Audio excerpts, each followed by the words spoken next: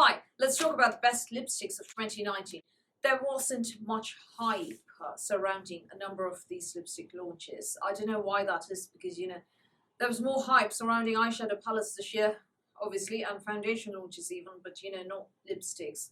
And I feel that some of the lipsticks were absolutely wow in terms of formula, in terms of pigmentation, in terms of innovation. So now, before we go any further, my taste in lipstick is more everyday wear friendly, more subtle than in your face. So while you will see fuchsias once in a while, I like fuchsias, you will see more everyday colors, as you must have noticed on me over a range of videos. So now all of these I have already reviewed on this channel. I will be linking where I've reviewed them in the description box below or here. So head over and watch those reviews if you want to see swatches. If I sit here and swatch all these lipsticks, we'll never finish.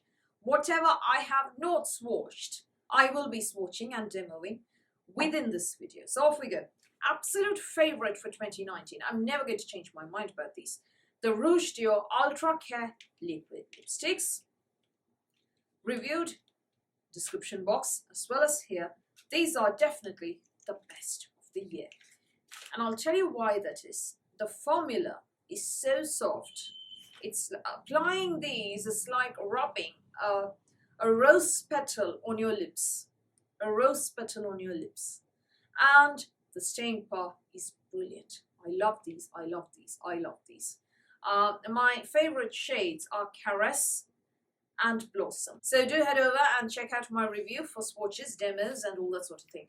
The next thing I have not swatched, it is the Liza Eldridge Velvet Lipstick in Muse. I wanted to buy Beauty, Muse, and Myth for my mum, and one of those gorgeous velvet pouches as well. Unfortunately, Myth and Beauty was sold out, and she did say on Instagram, and when I asked her, that she wasn't going to restock Beauty in particular, so I just bought Myth. It's a very everyday color. I love the packaging, absolutely.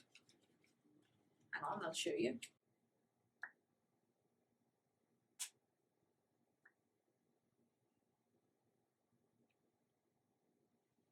No fragrance at all. And here is a demo. Here's what it looks like on me.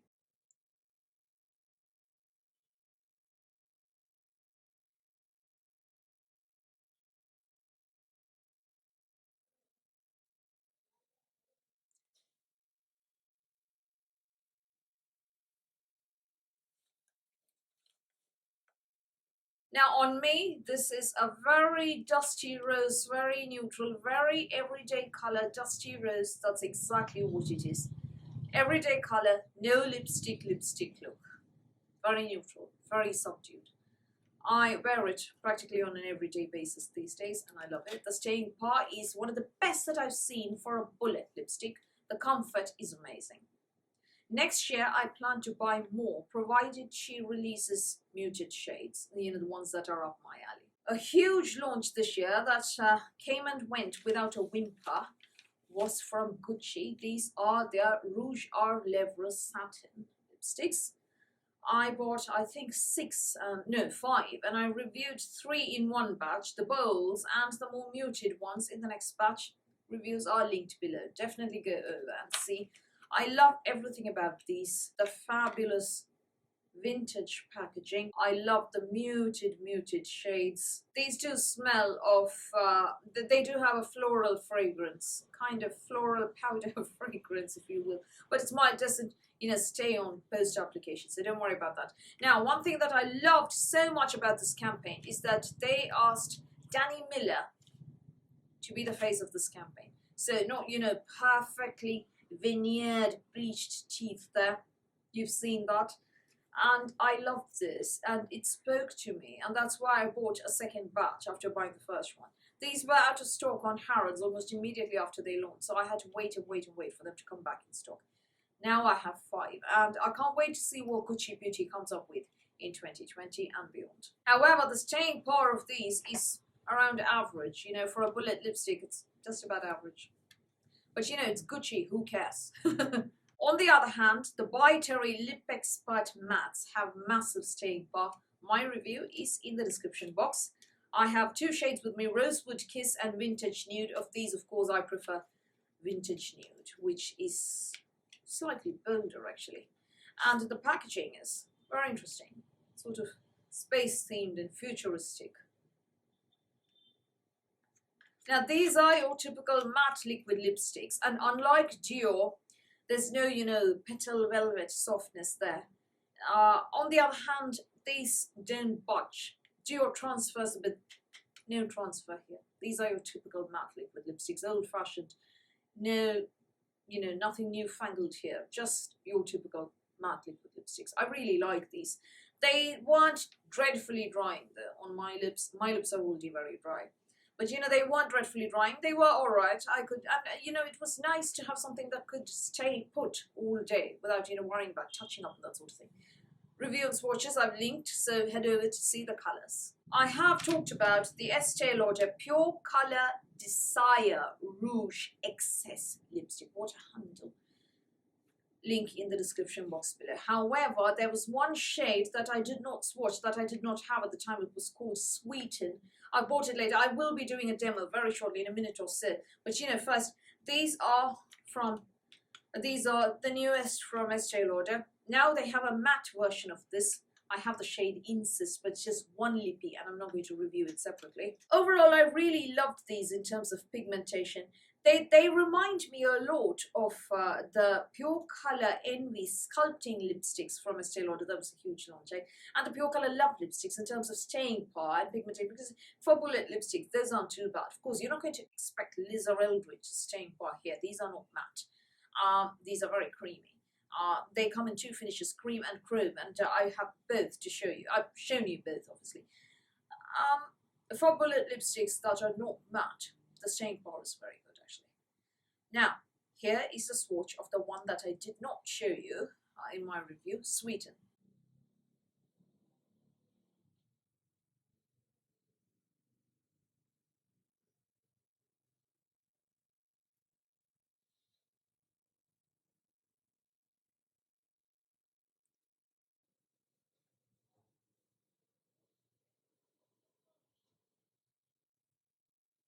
The next one launched in 2019, but in 2019 alone, the brand launched 3 different collections within this range of lipsticks. It is from Huda Beauty, the Power Bullet matte lipsticks. I wanted to cover just the throwback lipsticks, that is the 1990s one, because I did not get the icons and I wasn't too happy about the roses. They were a bit too deep for me. So I sat on them until I got the throwback lipsticks, and then I did a review. These are very muted everyday shades. They're matte in finish, they go on creamy, and they stay on very well. Not at all uncomfortable, very, very nice, solid formula there. However, they're very, very squishy and fragile and delicate, so you don't want to, press too hard. You want a very light hand. You also don't want to leave this in your car on a hot day. Believe me, been there, done that. Bad idea. You don't want to drop these either. So apart from that, these are really nice because they're a bit too soft and squishy. The colors though are lovely. No lipstick look. You want one. Throwback collection from Huda Beauty.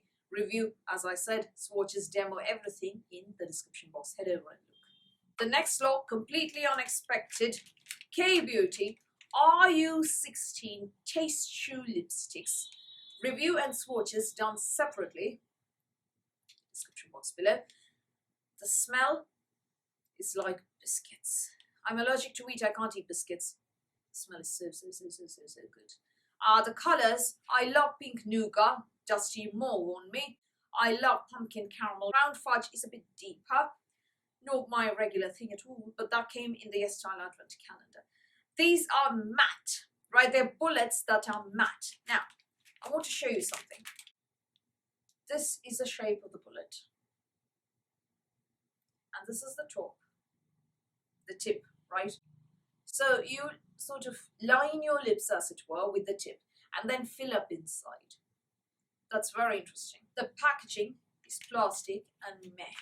And not sustainable, not good for the environment. They should be changing this to cardboard. But quality-wise, great pigmentation, great staying power, great wear time, great finish. Very affordable. They're K-Beauty. They're fun. So I'm not complaining at all. The next lot, I'm only going to show you, very heavy. These are from Guerlain. They are the Ruchy mattes. They come in a separate refill that you put into a case with a mirror like that. You can choose the case that you like. Heavy stuff, not ideal to pop into your handbag and off you go for the day because they're going to be heavy. So these are special occasions lipsticks. I would rate these the lowest of this entire lot. In terms of pigmentation, they're great. In terms of staying power, the matte ones, they're very decent, I'd say.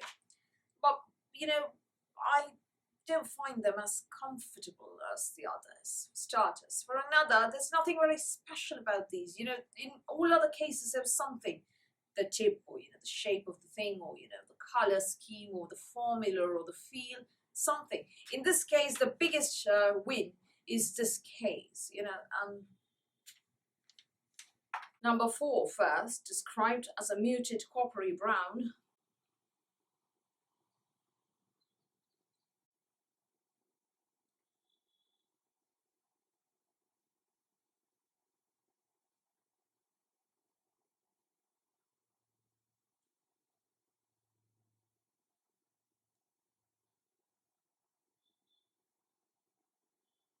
Number 44 is next, and that is a medium orange, quite bright.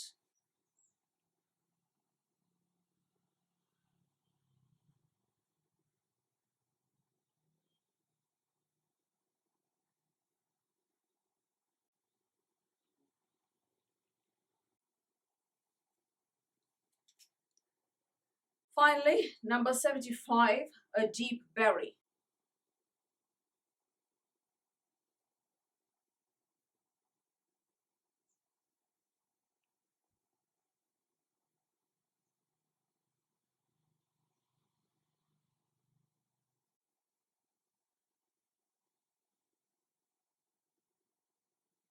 Now, 2 runners up. Firstly, YSL, the Slim Collector Couture Stud Lipsticks. These I like for the packaging. The reason these are not my favorites for 2019 is that the shape of the tip is square or, rhombus. So it becomes rather difficult to apply, particularly if you're klutzy and not, blessed with very steady hands. For that reason, I don't love it.